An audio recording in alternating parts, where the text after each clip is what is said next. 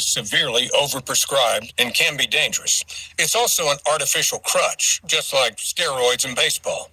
I feel bad for kids who are put on it. However, I was also in special ed for my entire school life, K-12 until I miraculously got into Hobart. My learning disability?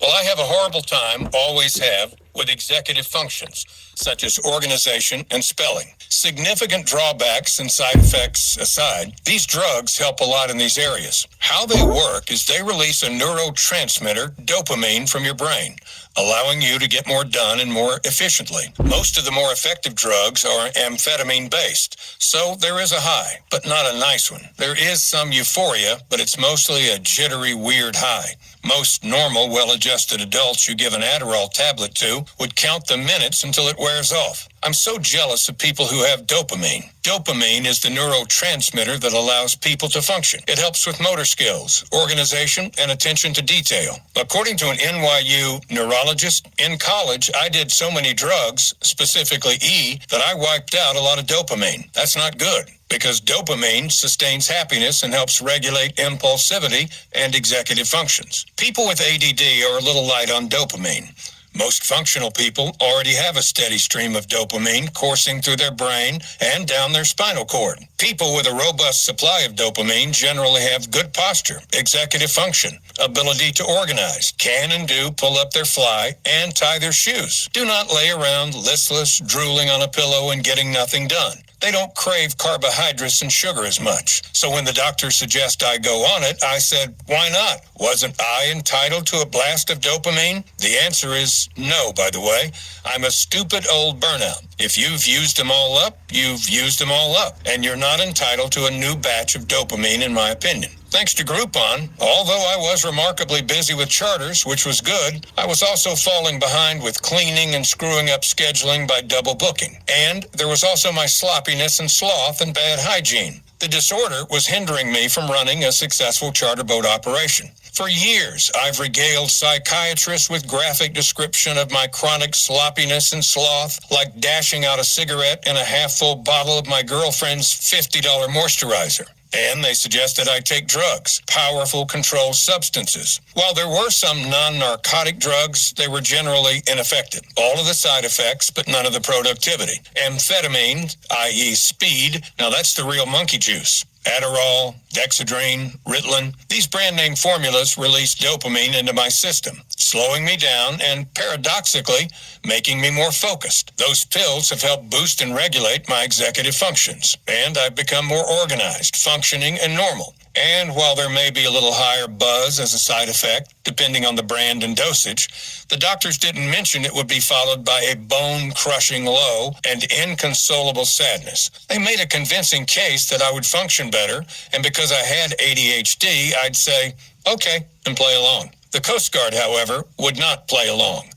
They didn't allow the use of amphetamines by a charter boat captain, which includes any controlled substance prescribed by a doctor. The Coast Guard will randomly test for amphetamines, pot, cocaine, and opioids, and they don't care about a note from your quack professing that you have ADHD. It's a controversial condition that is not even in the DSM-5, but caffeine intoxication is. Nor will they care if you have a legit script. P.S. Too much caffeine can cause ADHD symptoms too. If you fail the drug test, bye-bye captain's license. But I had heard of a new non-narcotic ADHD medication. I forget the name, but it was not a controlled substance, and from what the good Dr. Bombay said, by the way, I love Dr. Bombay, and I think it was a shame when I learned that the state took away his right to practice in Manhattan. I thought he was a visionary, far, far ahead of his time in neuropharmacology. It seemed to be working wonderfully for people, so I tried it. After a week, it seemed to calm me down.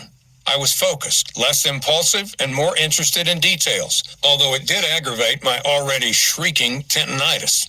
Once, when I was methodically washing the salt water off my reels, I remember thinking, wow, this is cool. This must be what normal people feel like. I cleaned longer and more efficiently.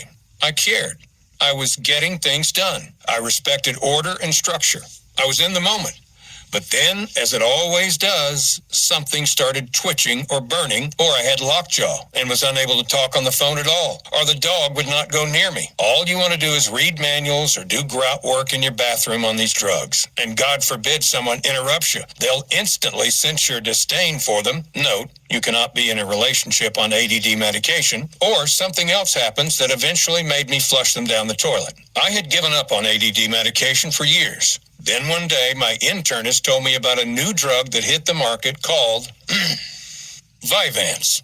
I thought, it does have a nice benign ring to it. It did not sound sinister like crystal meth, which it is. But Vyvanse sounded like a feminine hygiene product. Are you a little musky down there? Try Vyvanse. Or it sounded to me like a brand name for a pineapple soda. Anyway, Vyvanse is literally crystal meth. Look up the bonds and molecular structure, etc. To argue that they are in any way different is semantics. So I tried Vyvanse. I took a white and green 30 milligram capsule, and within just 20 minutes, I felt the need to empty my pockets of normal debris of old useless receipts and Snicker bar wrappers. Then I started organizing my wallet. Next, I was drawn out to my car, where I started throwing stuff out and organizing the trunk and glove compartment. I drove to the car wash and vacuumed out my car. After that, I drove down to the boatyard. Instantly, I felt a warm sensation while I cleaned my boat, something I've never felt. I mean, I do occasionally clean, but it's always haphazard, like a fire drill, last minute before customers arrive. Hence, a lot of stuff was overlooked. For example, I'd often leave a dump in the toilet unflushed. This should never happen. I'd never got a feeling of satisfaction out of it. I never understood people who said they loved cleaning because it calmed them down. But now, on Vyvanse, I understood what they meant. I no longer felt the need to go stab a mako shark in the head with a harpoon. I wanted to clean. I first flushed out my salt-corroded motor with fresh water for the first time. Someone once showed me how to do it, but I had problems hooking up the hose. Now, I was really into it. I mean, really into it. I even cleaned the head. The point is, I was not in my normal state of seeking an adrenaline high, rushing to go fish, or to a massage parlor for a rub and tug in Riverhead. Nope, I was in the moment. I had a new appreciation for my belongings, my tackle, my old rods. I cherished them. I wanted to protect them. I got out the WD-40 and thoroughly cleaned each reel and rod with added attention. I'd finish one task and then move right to the next. I finally felt like a normal, focused person. I remember thinking, this new drug Vyvanse could be a real game changer. I sat down and composed an email with no typos. I wrote to my mother, father, and sister and told them that I had finally found the right medication for my chemical imbalance, and this Vyvanse drug could indeed be a real game changer. Please note, when someone professes excitedly to you that they've been prescribed an ADD stimulant that they just went on last week and it's a real game changer, turn and run from this person, because there's going to be hell to follow. Sure, they'll do well for a couple of weeks, but then a monumental, bone-crushing physical and emotional crash followed by an inconsolable emptiness that even the presence of a golden retriever puppy can't fix will come. Maybe I was just too sensitive, but it was awful because I'm lazy and have dyslexia. I can take liquid crack and worse, crystal meth. Don't do it unless you're ready to ride out the possible crash when you come down. You'll feel utterly hopeless, and you'll never be the same. Life is hard and brutal enough if you're trying to make a living or support yourself and a family. There really is no game changer. There's only controlling your diet, exercising, and hard work. Nevertheless, I was enjoying the subtle, non-euphoric industry that the ADHD drug provided. In fact, I was considering calling my mother, a sweet, hard-working lady, if a bit of an enabler, and professing to her that I had once again found the drug and it was a game changer. But then I remembered years earlier when I went on Ritalin. I emailed just about everybody I knew that I had a chemical imbalance and this drug Ritalin would correct it. Everything would be different. 3 days later, I was crushing the pills up and snorting them. The stuff was delicious and addicting as hell. Sure, it helped me focus, primarily on getting my hands on some more Ritalin. The damn stuff is marvelous. And, by the way, also comes in a delightful green and white time-released capsule for the holidays. One time, completely disgusted with myself, I dumped the bottle into a dumpster. The next day, I climbed into the dumpster to retrieve the tasty little nuggets. In reality, they're not as good as Adderall or Dexedrine, and they only work for about an hour, then leave you in a useless, depressed state. God, is the amphetamine low bad. Anyway, I was enjoying the industry this lovely drug provided. I was into cleaning and not running around with my head cut off, but dousing everything with liberal amounts of soft scrub and some horrendous toxin called On and Off, which is primarily used to remove barnacles from ship bottoms. I inhaled so much of this stuff over the years, I'm surprised I have not grown a third ball. Sure, it removed pesky stains, but it also killed nasal hair and brain cells. Now, on to the monkey juice. I was really cleaning deliberately, methodically, and I was using executive function. I was not picking up the phone every 2 minutes and babbling to my retarded friends.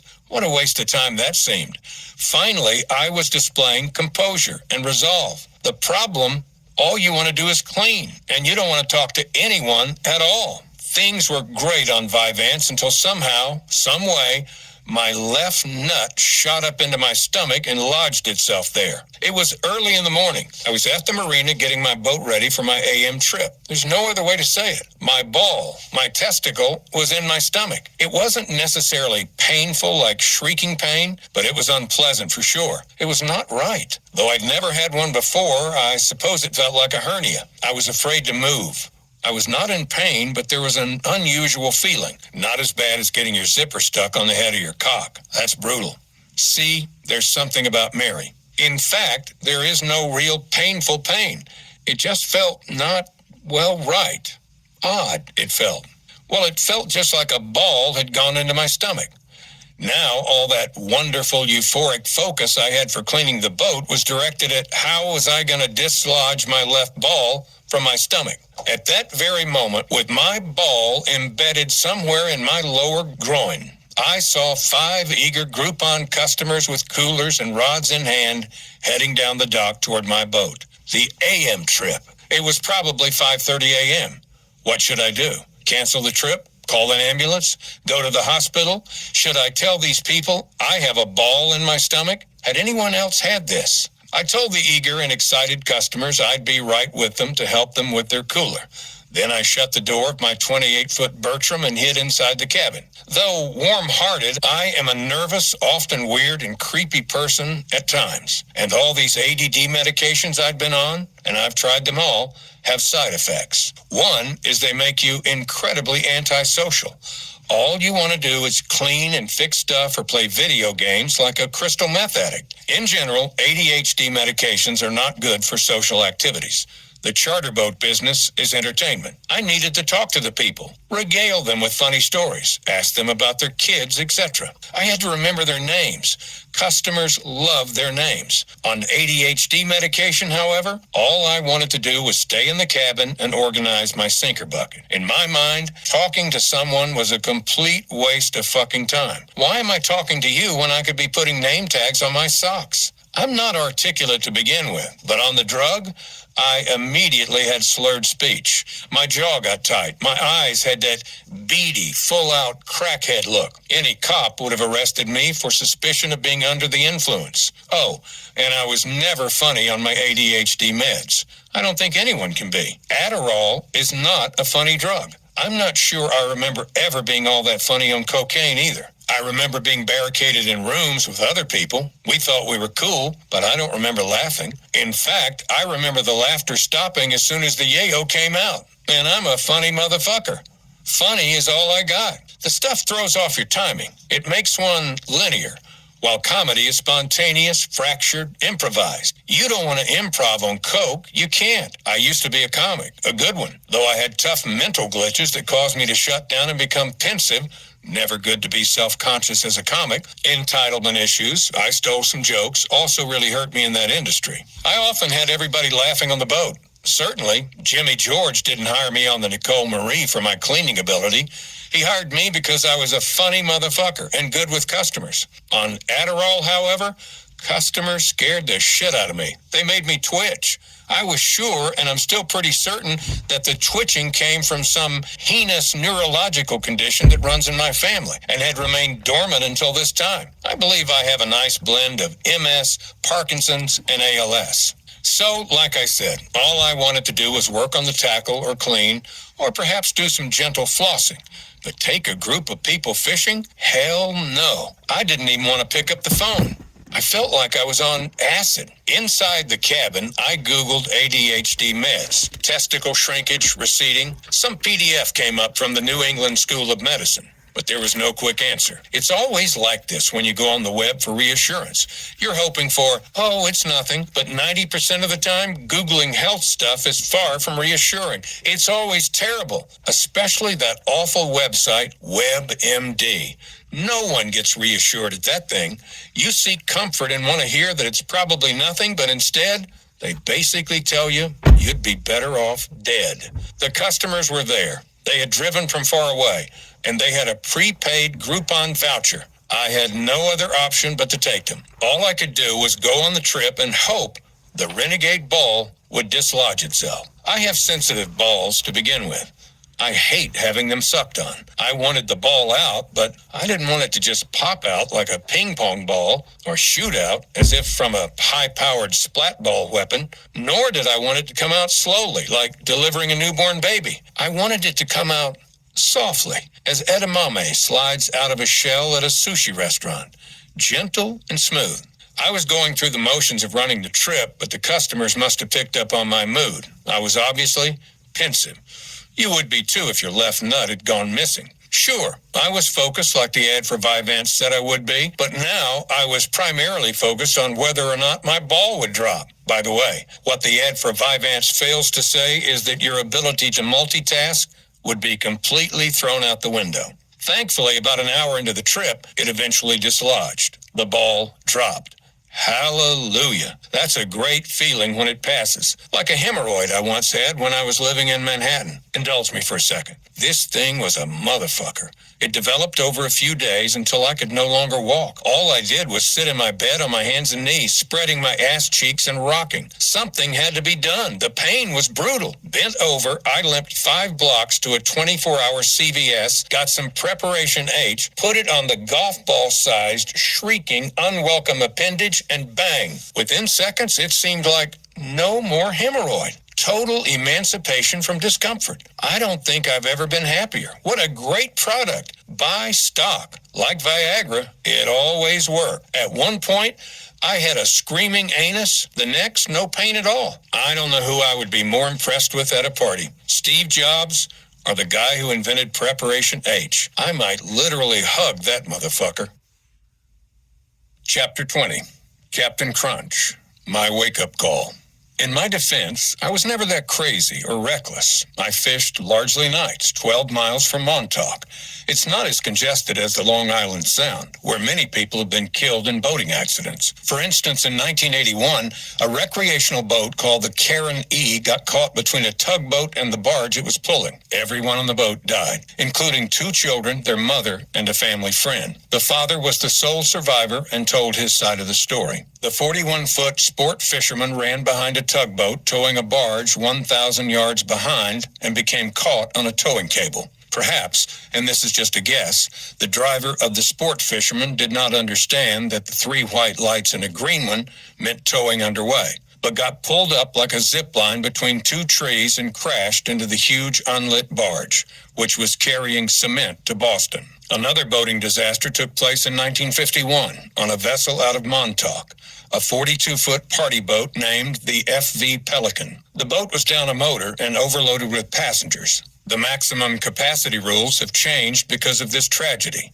A sudden storm hit, and 2 successive waves capsized the boat. Over 45 passengers, including the boat's captain, Eddie Carroll, drowned. Some of the survivors were saved by other boats. I knew what the lights meant when a barge was towing.